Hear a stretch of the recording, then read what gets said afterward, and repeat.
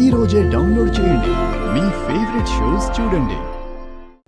ఏ దానికి ఇంకా ముహూర్తం కావాలా? ఇప్పుడు పంతులు పిలిపించినా చెప్పు, పిలిపిస్తాను.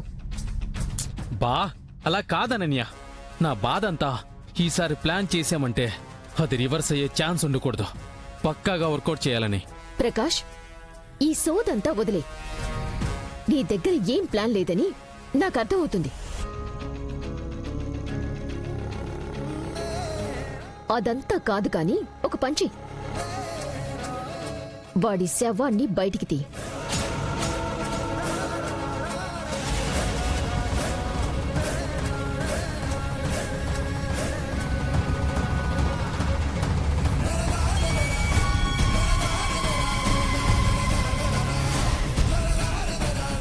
ఎవడి శవం? మహేష్ది.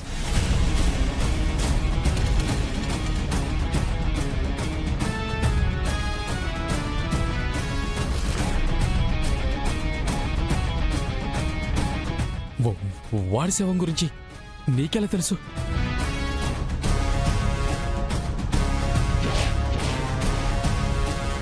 నాకన్నీ అలా తెలిసిపోతూ ఉంటాయి. మయమ్మి మీల దద్దమ్మ కాదురా దద్దమ్మ. అసలు ఆ మహేష్ గాడు నీకెలా తెలుసు? ఎలా తెలిస్తే ఏంటి ప్రకాష్, తెలుసు. That's it. నా గ్రౌండ్ వర్క్ లో నేనున్నాను.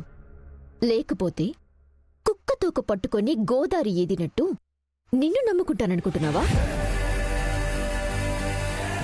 ఆ రోజు శరణ్య డెడ్ బాడీని తవ్వటానికి వెళ్ళినప్పుడు, దాని ప్లేస్ మార్చినప్పుడు నేను దాన్ని ఫాలో అవుతూ వెళ్ళాను. ఆ ప్లేస్ ఏంటో కూడా నాకు తెలుసు. ఇంత తెలిసిందానివి ఇంతవరకు ఆ మ్యాటర్ బయట పెట్టకుండా ఎందుకున్నావు? దేనికైనా సరైన సమయం రావాలి, అందుకే వెయిట్ చేశాను. సో ఆ బాడీ సంగతి ఇప్పుడు బయట పెట్టాల్సిన టైం వచ్చింది.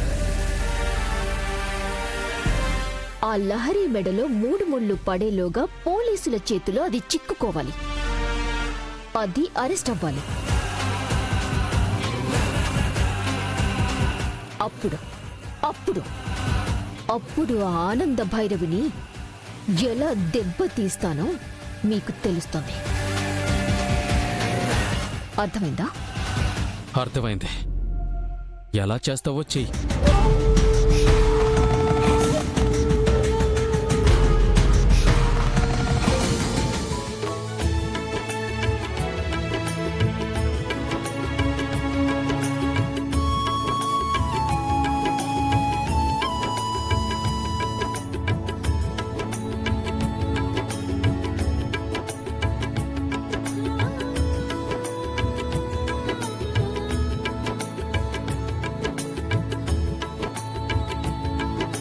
అన్నయ్య నమస్తే వదిన. నమస్కారం. నమస్తే అన్నయ్య గారు. నమస్కారం అండి.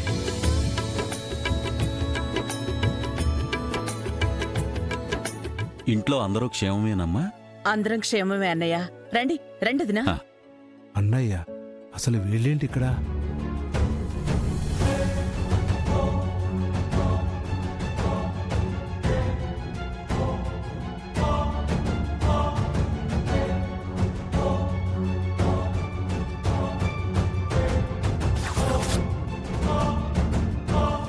ఏంటిదినా, ఏదో బయట చుట్టాల్లా ఇప్పుడా వచ్చేది? ఇంట్లో జరిగే కార్యక్రమానికి అయిన వాళ్ళు కూడా ఇలా ఆలస్యంగా వస్తే ఎలా చెప్పండి? తొందరగానే వద్దామని అనుకున్నామమ్మా, కానీ కోర్టుకు సంబంధించిన పనుండి కొంచెం ఆలస్యమైంది. అలాగా, సరేలేండి అన్నయ్య. ఇదేందిదే?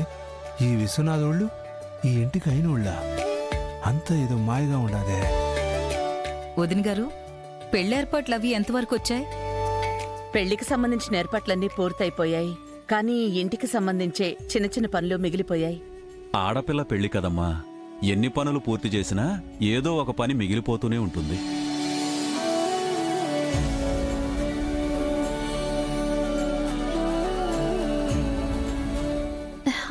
అమ్మా, అమ్మ శరణ్య, ఎంతసేపైందొచ్చి? ఇప్పుడేనమ్మా. నన్ను ఆశీర్వదించండి.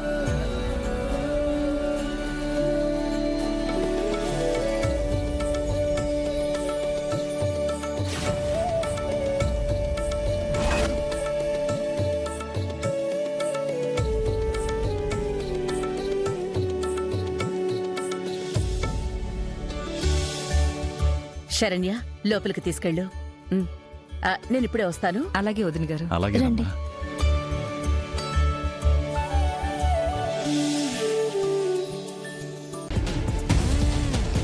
అమ్మా నాన్న అయినా వీళ్ళేంటి చూపుకి చుట్టరికం అనుకున్నానే. కాదు, పియ్యాల వారి బంధుత్వం అయింది. ఆయాల ఈ విశ్వనాథమేగా నా పెళ్ళం కంచుని ముందుగా పెళ్లి చేసుకోవాలనుకుంది. కానీ ఈ పెద్ద మనిషి హ్యాండ్ ఇచ్చాడనేగా ఏరా అయితే ఏంది అని అది నా చేత తాళి కట్టించుకుంది. సర్లే, ఎట్టాగైతేనే ఈడ ఎవరూ మనకు దూరపు మనుషులేం కాదని అర్థమైపోయి ఉండాది.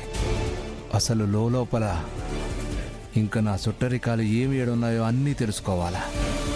అలా తెలుసుకుంటే అప్పుడు మా మ్యూచువల్ చుట్టాలు నన్ను గుర్తుపట్టి నేనే నా పెళ్ళానికి మొగుణ్ణి అని చెప్తారా. ఓసే కంచు, ఇన్ని రోజుల నుంచి ఈ విశ్వనాథ వాళ్ళతో ఉన్న సుట్టరికంతోనే నువ్వు ఇక్కడ ఉంటున్నావని కొంచెం కొంచెం నాకు అర్థమైపోతా ఉండాది. ఈడని కాందేదో పూర్తిగా అర్థమయ్యాక అప్పుడు చెప్తానే నీ పని.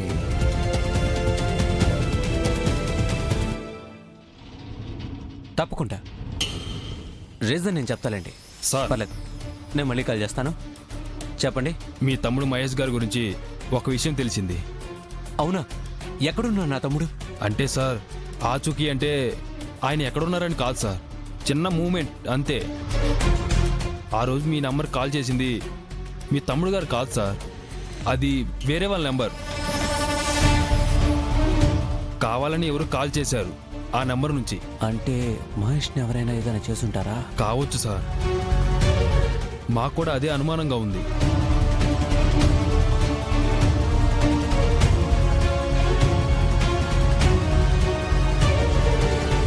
లేదు, అలా జరిగి ఉండకూడదు. జరగదు. నా తమ్ముడు నా పెళ్ళికి వస్తాడు, ఎక్కడున్నా వస్తాడు. మిస్టర్ శ్రీనివాస్, నా తమ్ముడు ఫ్రెండ్ సర్కిల్లో మొత్తం జల్లి పెట్టండి. నా తమ్ముడు గురించి వెంటనే నాకు తెలియాలి. అలాగే సార్.